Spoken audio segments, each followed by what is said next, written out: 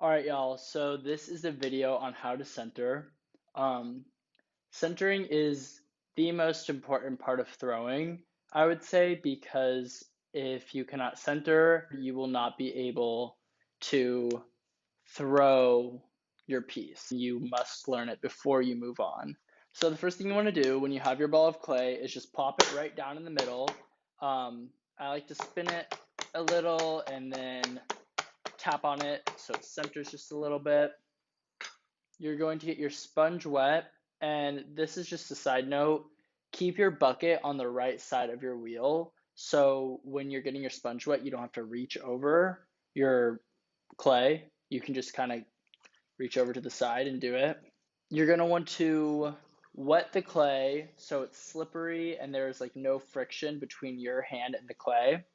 Your left hand is going to be on the side of the blob of clay, and your right hand is going to be on top of it. And your right hand is going to be holding the sponge as well. And periodically, you'll go back and forth between the bucket of water and keep your clay wet and slippery. When you're centering, you want it to be at full speed. At first, it can be kind of scary, but you'll get used to it. Once you are ready, you want to anchor your left hand kind of like in your pelvis, and you want to keep it really rigid and firm and just really strong so that it's not moving a lot. And your right hand is on top of it so your clay doesn't like go out of control. At first, a lot of people think that when you center, you push like with your arm and your hand, and that's where all the strength is coming from and all the power. But in reality, because your arm is anchored into your hip, you just keep it really rigid and then you push in with your body. Because really, unless you're like super strong, it's hard to center the clay with just the strength of your arm. So anchor that arm, and then once the wheel is at full speed, you're going to push in with your body until it is centered. And notice how my right hand is kind of keeping it from going into like a cone shape. And when it gets dry, you want to put more water on it, but not too much so that it's flying everywhere.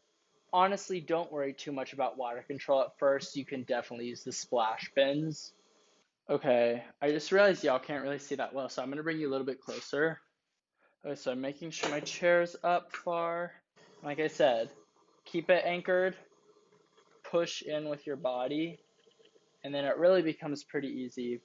If your bat is wobbling back and forth, you'll hear it. It'll kind of make a clicking noise. Try new bat or try new wheel. If your bat is not on securely, you cannot center your clay. It is very difficult. So check on that. Things to keep in mind when you're centering. One, water control. Not enough water creates friction and it burns and it hurts really bad. Too much water is just really messy and it's a longer cleanup. So try to keep a good amount of water on the clay. Another thing is you don't want a skirt, and I'll show you what that looks like. So a skirt forms when you're not putting enough pressure on the bottom of the clay, and it kind of comes out and creates this like ring of clay around the main blob, and it makes it really hard to center. So to get rid of that, you basically just take your sponge and you apply pressure and scrape it off, and then you're good. You just want to smooth it out. Another thing is you don't want to bend your wrist a lot.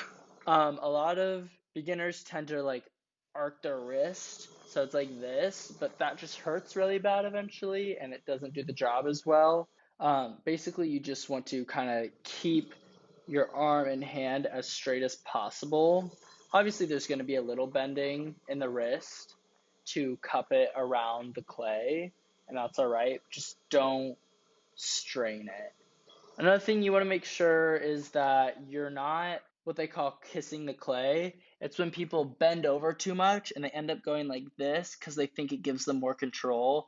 It really doesn't. It just kind of looks weird and you don't want to do it. You kind of want to keep your back straight as possible. I kind of struggle with this. I kind of become a hunchback when I throw. Try to keep your back straight though.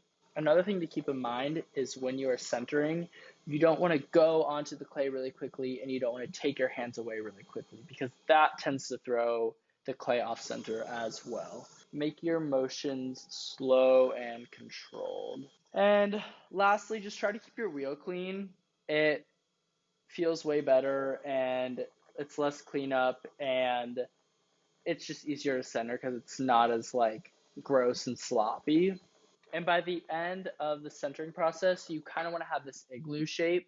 So it's really easy to put in the center hole and pull the floor and continue with the rest of the steps. And you will know when your clay is centered if you put your hands on the clay. And if you feel or see your hands and fingers moving, that means it is not centered and you need to try again and keep going, which is totally fine. But when they are still, that means the clay is centered and you can move on. And that is all for this video.